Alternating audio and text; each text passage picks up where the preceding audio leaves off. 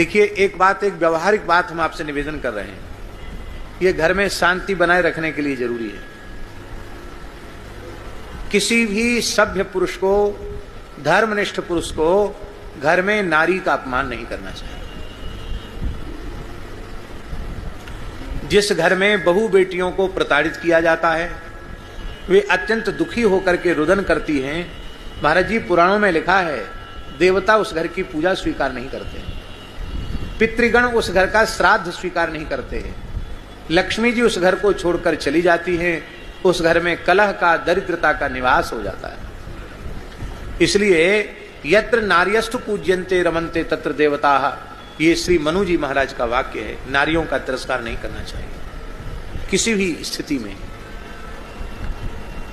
और ये माताओं का स्वभाव होता है, वो अपमान तो सह लेती हैं, पर जब उनके पिता को गाली दी जाती है, उनकी माँ को गाली दी जाती है, उनके भाई को अट्टपट्ट बोला जाता है, तब उनको बहुत कष्ट होता है। क्योंकि जिन माता पिता भाई ने हमको इतना प्यार दिया और हमको रोते रोते विदा किया, और आज उनके लिए हमको सुनना पड़ रहा है।